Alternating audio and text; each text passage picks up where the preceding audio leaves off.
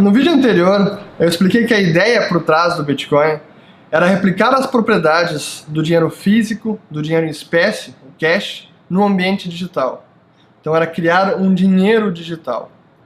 Mas o Bitcoin é muito mais do que apenas um dinheiro ou uma moeda digital, porque é também um sistema de pagamentos global, sem fronteiras, e que funciona em uma rede totalmente descentralizada. E não depende de nenhum governo, nem de nenhum banco central e nem de nenhum banco. Isso realmente nunca aconteceu na história da humanidade. É algo sem precedentes e revolucionário.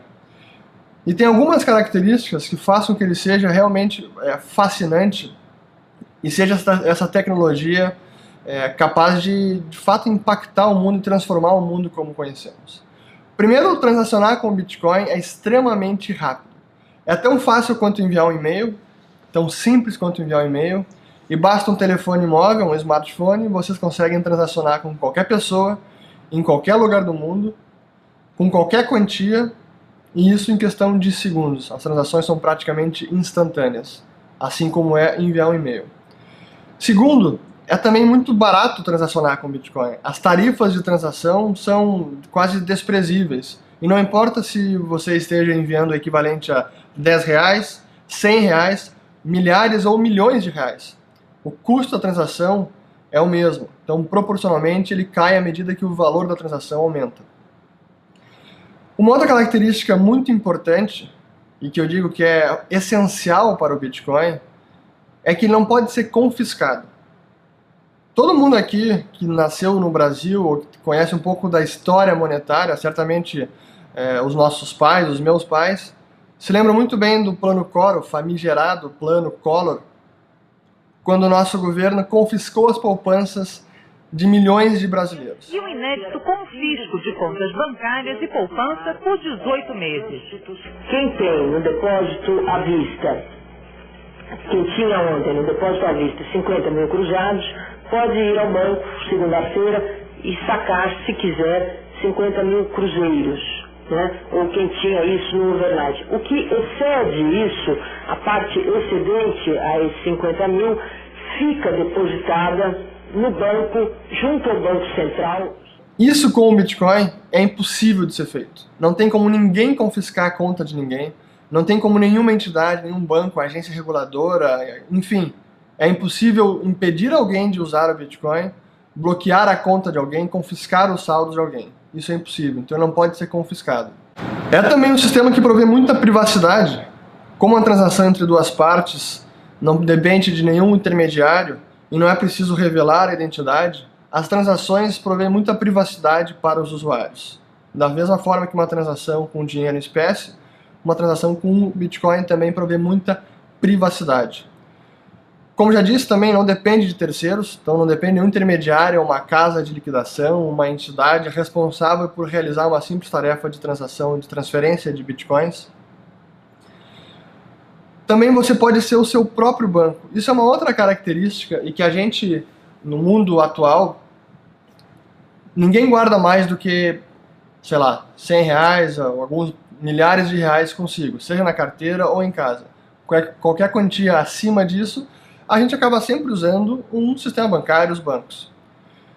Com o Bitcoin, a gente pode custodiar o próprio saldo. Então, uma carteira de Bitcoins é o equivalente a uma conta bancária, mas muito mais do que uma conta bancária, seria até o equivalente ao próprio banco, porque a gente pode criar quantas contas ou endereços a gente quiser dentro de uma carteira de Bitcoin. A gente pode custodiar eles por conta própria, não depende de nenhum terceiro. A gente pode transferir eles por conta própria, sem depender também de um intermediário para realizar essa transação. Então a gente pode atuar como o próprio banco. Por isso que a gente diz que com o Bitcoin você pode ser be your own bank, seja o seu próprio banco. O Bitcoin também é uma potencial arma contra a pobreza, porque em regiões distantes das metrópoles ou em países como os países da África, em muitos lugares não existe infraestrutura bancária, ou a infraestrutura bancária é extremamente precária. Às vezes uma agência fica a quilômetros de distância da cidade do sujeito. Então conseguir abrir uma conta bancária, ter acesso, é muito difícil. E não apenas isso, conseguir ser aceito pela instituição financeira, nem sempre é simples assim.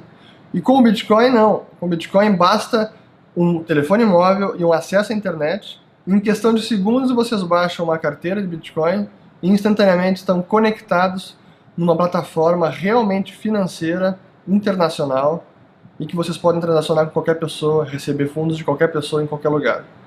Então isso de fato é uma potencial arma contra a pobreza e tem o potencial de bancarizar, hoje em dia, milhões de pessoas que não têm acesso a serviços bancários básicos. No Brasil, para vocês terem uma ideia, cerca de metade da população não tem conta bancária, não tem acesso a serviços financeiros básicos.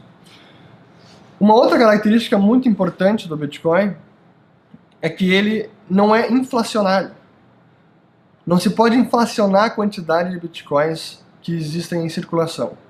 O que foi definido pelo sistema de largada lá pelo seu criador, Satoshi Nakamoto, é que o máximo de Bitcoins que podem ser criados é 21 milhões de unidades. Mas isso até não importa, porque cada unidade é perfeitamente divisível. Tem até 8 casas decimais, e pode até aumentar isso no futuro se for necessário. Então essas 21 milhões de unidades não podem ser inflacionadas, esse é o máximo que pode existir.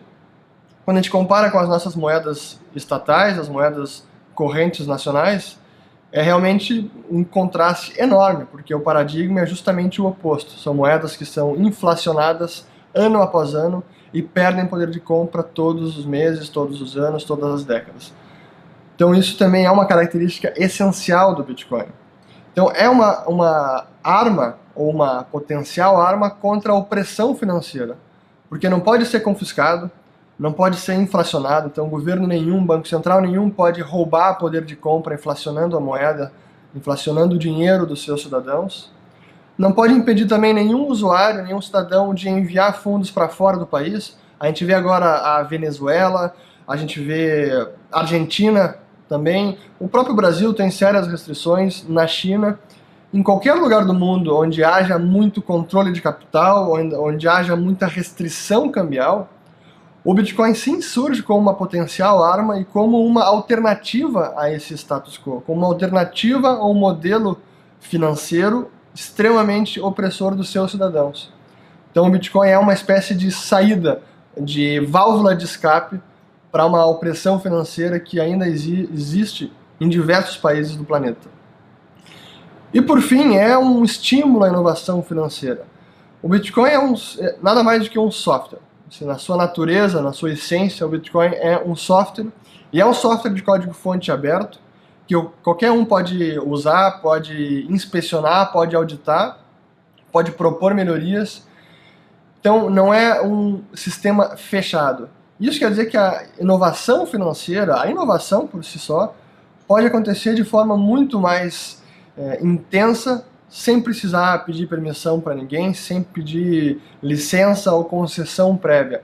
Basta inovar, basta ir lá baixar o sistema, entender como funciona, criar soluções e inovar. Então por isso que se diz que é também um grande estímulo à inovação financeira, porque o nosso sistema atual é justamente o oposto. Não há liberdade de concorrência, não há liberdade para inovar, é preciso autorização para praticamente tudo. Sem uma autorização, uma concessão do Banco Central ou do órgão regulador, não é possível inovar de fato num sistema financeiro. Então, por todas essas características que eu digo que o Bitcoin é realmente algo revolucionário e tem o potencial sim de transformar o mundo de uma forma que a gente jamais viu. Era a inovação que precisava, era a disrupção que faltava justamente no sistema financeiro. O que o e-mail, o que a internet fizeram com a comunicação, o Bitcoin vai fazer com o dinheiro, o Bitcoin vai fazer com o sistema financeiro. Por isso que o Bitcoin é realmente algo revolucionário.